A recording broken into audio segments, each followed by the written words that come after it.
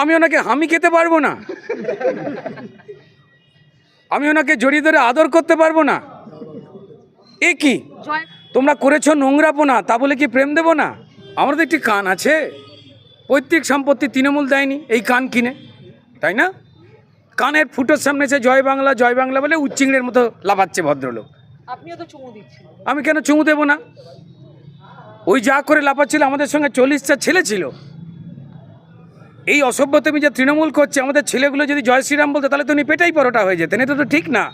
তৃণমূল যেখানে যেখানেই জয় বাংলা বলবেন, আমাদের সব ছেলেরা রেডি, ঠোঁট ফোঁট গা হাত পা পরিষ্কার করে রেখে দিয়েছে, চুমু আর ভালোবাসার হাত। আমার তো খুব ভালো লেগেছে যে কেউ কাউকে বিরক্ত করলো, সে তাকে আদর করে দিল। আমার মনে হয় রুদ্রনীল ঘোষ সেই বিরক্তের বহিঃপ্রকাশ আদর দিয়ে করেছে। সুন্দর জবাব হয়েছে। এই সমস্ত কিছু শেষে উনি বরং আমার কাছে এসে বললেন, দল করি তো তাই এটা বলতে হয়, আপনিই জিতবেন, রানা হারছে। বা ভিডিও দেখেছি যেখানে রুদ্রনীল ঘোষের সঙ্গে সুন্দরভাবে দাঁড়িয়ে তিনি রুদ্রনীল ঘোষের জয়লাভ কামনা করছেন এবং রুদ্রনীল ঘোষ জিতবেন, এটাও উনি বলে গেছেন। কোথাও দেখতে পাচ্ছেন ওনার জামা প্যান্টুল বা কোনো কিছু ছেঁড়া? আমি ফেসবুকে অ্যাপিল জানিয়েছি এই ছবি দিয়ে, যদি ওনার কোনো কিছু ছেঁড়া দেখতে পান তাহলে কমেন্টে জানান কি ছিঁড়েছে। আমাদের ভারতীয় সংস্কৃতিতে বলে বসুধৈব কুটুম্বকম, আর তৃণমূল মনে করে বসুধৈব চরম্বকম, মানে সারাক্ষণ চুরি। এখন কী করতে পারি বলুন? ওরা জয় বাংলা বলে অসভ্যতামি করবে, এটা তো ওদের সুস্থতা। এ দুর্ভাগ্যজনক। বাংলাদেশের স্লোগান বলাটা, এবার তো কালকে পাকিস্তানের কথা বলবে। জয় বাংলা তো আমাদের দেশের কথা নয়, বাংলাদেশের স্লোগান। সেই দেশে এটা সুন্দর মিষ্টি স্লোগান, কিন্তু পশ্চিমবঙ্গে জয় বাংলা বলবে কেন? আর যদিও বা বলে, ইসিআই মানে ইলেকশন কমিশনের বৈধ পারমিশন নিয়ে যখন আমরা মিছিল করে যাচ্ছি, সেইখানে কানের ফুটো এটা গুঁজে দেওয়ার মানেটা কি? আমাদের একটি কান আছে, পৈতৃক সম্পত্তি তৃণমূল দেয়নি এই কান কিনে, তাই না? কানের ফুটোর সামনে এসে জয় বাংলা বলে উচ্চিংড়ের মতো লাফাচ্ছে ভদ্রলোক। আপনিও তো চুমু দিচ্ছেন। আমি কেন চুমু দেবো না? ওই যা করে লাফাচ্ছিল, আমাদের সঙ্গে 40টা ছেলে ছিল। এই অসভ্যতামি যে তৃণমূল করছে, আমাদের ছেলেগুলো যদি জয় শ্রীরাম বলতো তাহলে তো উনি পেটাই পরোটা হয়ে যেতেন। এটা তো ঠিক না। ভারতীয় জনতা পার্টি পেটাই পরোটা, রুটি পরোটা কোনো কিছু করতে ভালোবাসে না। ওনার এটা বোঝা উচিত ছিল। আপনি নাকি জামা কাপড় ছিঁড়ে দিয়েছেন, ধস্তাধস্তি করছিলেন, সেই লোকটিই বলছেন। ছবি দেখিয়েছেন? হ্যাঁ, আমি দেখাচ্ছি ছবি। দেখুন, উনি অসভ্যতামি করছিলেন। আমাদের ভারতীয় সংস্কৃতিতে বলে বসুধৈব কুটুম্বকম, আর তৃণমূল মনে করে বসুধৈব চরম্বকম, মানে সারাক্ষণ চুরি। এখন কী করতে পারি বলুন? উনি আমাদের বৈধ মিছিলের সামনে এসে অসভ্যতামি করছিলেন। এবার আমি তাকে পরিষ্কার থামতে বলি, আমি তাকে বলি, ভাই এ সমস্ত করো না। উনি তাতে থামবেন না, উনি লাফালাফি পাগলামি এই সমস্ত করে বেড়াচ্ছেন। আমি গিয়ে তাকে পরিষ্কার বললাম যেটা করতে নেই, তাও তিনি উচ্চিংড়ের মতো জয় বাংলা করছেন। আপনি দেখেছেন কোথাও তৃণমূলের কোনো বড় নেতারা এই ঘটনাটিতে ওনাকে সাপোর্ট করেছেন?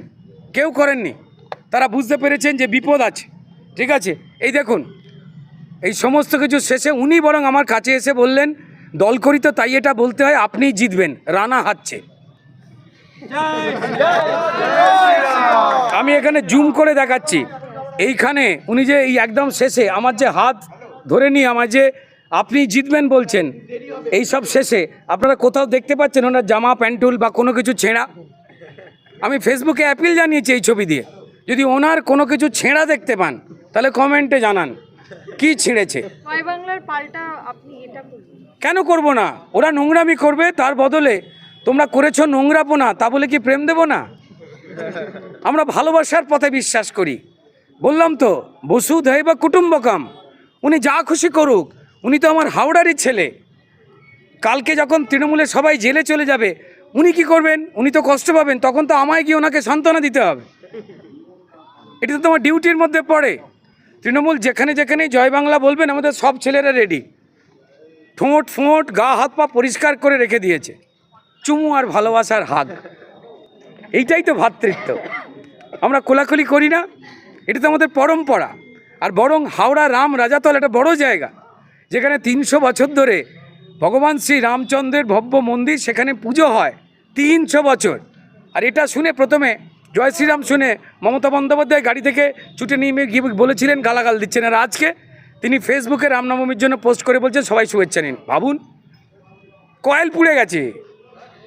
যদি কয়েল পুড়ে যায় কারণ আমরা কি করতে পারবো? আমি কি ইলেকট্রিকের মিস্ত্রি? দিল্লি থেকে এলো গাই, সাথে এলো মোটা ভাই। মোটা ভাই, দেখুন মোটা ভাই মানে প্রথম কথা বলি, সেটা হচ্ছে গুজরাটি ভাষায় সেটাকে বড় ভাই বা এরম কিছু একটা বলা হয়। বড় ভাইকে বলা হয় মোটা ভাই, ঠিক আছে? গাইটা, হ্যাঁ, গাইটা, গাই মানে ছেলে, হে গাই, ইয়ো গাই, ঠিক আছে, ওই রকম। আর যদি উনি অন্য কিছু বলে তখন স্টেজে উঠে বয়াকা দিয়ে 2 অক্ষরের শব্দ বলেছিলেন, দূর বা বলে। একজন মুখ্যমন্ত্রী, একজন তৃণমূল নেত্রী, তৃণমূলের মুখ্যমন্ত্রী হওয়াতে উনি যে বয়াকা চন্দ্রবিন্দু দিয়ে যে গালাগালগুলো দিয়েছিলেন, যেগুলো পাড়ার ক্লাবের ছেলেরাও দেয় না, এ তো আমরা 2-3 বার শুনেছি, বিপ লাগাতে হয়েছে। এটাই যদি ওনার পরম্পরা এবং সংস্কৃতি হয়, সে নিয়ে কি কথা বলবো? পশ্চিমবঙ্গের মানুষ জানেন যে তৃণমূলের কয়েল পুড়ে গেছে। এবার কেন তৃণমূলকে ভোট দেবেন উনি বলতে পারছেন না, তৃণমূল দল বলতে পারছেন না। বলতে গেলে ওদের বলতে হচ্ছে আওয়াজ ঝেড়ে ফাঁক করবো, চাল ডাল রেশন, তাই আমাদের ভোট দিন। কেউ দেবে না। আবার চাকরি চুরি করবো, তাই আমাদের ভোট দিন। কেউ বলতে পারছে না, কেউ এগিয়ে আসছে না। এবার গানও বাঁধতে পারেনি। ঢিক্কিরিকির খেলা হবে, ঢিক্কিরিকির খেলা, পাম্প কমে গেছে ফুটবলে, খেলা হবে না, এক পায়ে মারছে, এক পায়ে জড়িয়ে দিচ্ছে। এই আমাদের হাওড়া শিবপুরের 50 নম্বর ওয়ার্ডে এই 2 দিন আগে 2 তৃণমূল মিলে একে অপরকে চোর বলে দুপক্ষের কি মারামারি রক্তারক্তি। সেই থেকে প্রার্থী প্রচারই করতে পারলো না, আর এমনিতে গলিতে ঢুকছে না, যা জল পাক ড্রেন করে রেখে দিচ্ছে, মাসিমারা কোমর বেঁধে দাঁড়িয়ে রয়েছে। আয়, এখন আমরা কি করতে পারি এটাতে? আবার বলছি, যেখানেই এই জয় বাংলা বলে তারা বৈধ যে মিছিল, ভাই তোমরা তোমাদের মিছিল করো। আজকেই সকালবেলা আমি হাওড়া রামরাজাতলা স্টেশনের কাছে, আমার ছোটোবেলা থেকে ঘোরা আড্ডা মারার জায়গা, সেখানে চা খেতে গেছিলাম। প্রায় 40-50 জন মানুষ জড়ো হয়ে গিয়েছিলেন। 10-15 জন আমাদের বন্ধুবান্ধব বা সমর্থক ছিলেন, বাকিরা সব এলাকার মানুষ। তারা এসে গল্প করছিলেন দলমত নির্বিশেষে তারা কেন বিজেপিকে ভোট দেবেন আমাকে বলছিলেন। আমি বলবার দরকার নেই, তোমরা যে যন্ত্রণায় রয়েছে সেখান থেকে যে পদ্মফুলকে সাপোর্ট করবে এটাই যথেষ্ট। তোমরা দেখো এই 5 বছরের মধ্যে কি হয়। তো যাই হোক না কেন, সেই সময় রানাবাবু মিছিল নিয়ে বেরিয়েছিলেন জয় বাংলা বলতে বলতে। তো আমাদের তো কেউ পরিষ্কার জয় শ্রীরাম বলেনি, বিজেপি জিন্দাবাদ বলেনি। এটা আমাদের পরম্পরা, আমাদের সংস্কৃতি। ওরা অসভ্যতামি করবে আর আমরা ভালোবাসা নিবেদন করব। দেখুন, দুর্ভাগ্যের কথা যে তৃণমূল দল পশ্চিমবঙ্গের বাইরে অন্য কোনো জায়গায় বাসা বাঁধতে পারেনি মানুষের মনে। অল ইন্ডিয়া তৃণমূল বলে অল ইন্ডিয়া, গোয়ায় গেছিল, কেমন ফুল আঁকা পরিষ্কার, ওই সি বিচকে কী সব পরে, হাফ প্যান্টুল পরে। গোয়া সি বিচে যারা তেল টেল মাখায় তাদেরকে কাছে 20 টাকা করে ধার বাকি রেখে পালিয়ে এসছে, এখনও লোকে খুঁজছে। তৃণমূলের নেতারা ভয়তে আর কোনো কাউকে নিয়ে তার বাড়ির আর গোয়া ঘুরতে যাচ্ছে না, দেখলেই ধরে রেখে দেবে, তেল মালিশ করে দেবে, যাচ্ছে না। মণিপুর, অরুণাচল না ওখানে কোথায় গিয়েছিল, কার বাড়ির মোরগ চুরি করে সেখান থেকে ল্যাজ লাগিয়ে মুখ্যমন্ত্রীর মাথায় কেটে টুপি পরিয়েছিল, কাকু বলে এমন বলেছে, কালীঘাটের কাকু সেই যে ঢুকে গেছে আর বেরোচ্ছে না।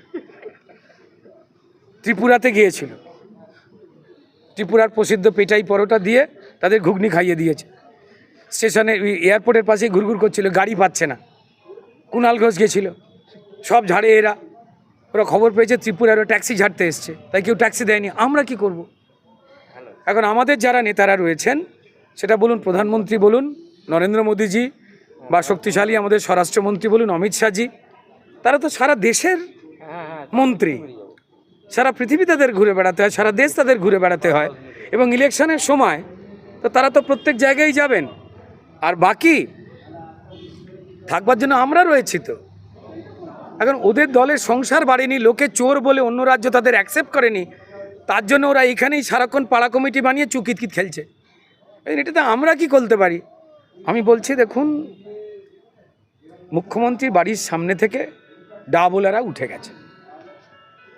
যদি উনি ডাব খেতেন কিনে, চুরি করে নয়, তৃণমূল মানে সবাই তো ভাবে চুরি করে, অন্তত মুখ্যমন্ত্রী যদি কিনে ডাব খেতেন।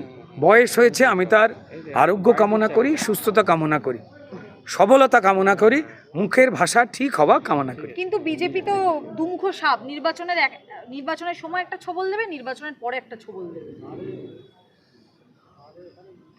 এটা শুধু কয়েল পোড়ানো, এটা জেনারেটরের প্রবলেম, নাহলে এই ধরনের কথা। অভিষেক বাড়ির লোক উল্টো পাল্টা কিছু খাওয়াচ্ছে তৃণমূল নেত্রীকে, টেনশনে উনি পড়ে রয়েছেন, বুঝতেই পাচ্ছেন যে আর মৃতদেহরা তাদের হয়ে ভোট দেবে না। গানই তৈরি করতে পারেনি, স্লোগানই বানাতে পারেনি। এবার আপনি বুঝতে পারছেন কি টেনশন থাকলে হয় একটা সংসারে। আমি ওদেরকে নিয়ে কোনো অসম্মানজনক কথা বলতে চাই না, এটা আমাদের পরম্পরা নয়। বিজেপি তৃণমূল যে কথাটা বলেছিল না, যে উন্নয়ন রাস্তায় দাঁড়িয়ে, আর আমি এই শিবপুর এসে ঘুরে দেখলাম উন্নয়ন রাস্তায় থমকে দাঁড়িয়ে, শুধু দাঁড়িয়ে না, থমকে দাঁড়িয়ে। কোনো উন্নয়ন বলে কিছু হয়নি। প্রতিটা বাড়ির সামনে ভ্যাটের ময়লা দুয়ারে সরকারের মতো দুয়ারে ঢুকে গেছে, নর্দমার জল রাস্তায় উঠে গেছে। একটা মানুষ ভালো জামা কাপড় পরে রাস্তা দিয়ে সুন্দরভাবে যেতে পারে না। মানে তাদের অভিযোগের সীমা নেই শিবপুরের মানুষের।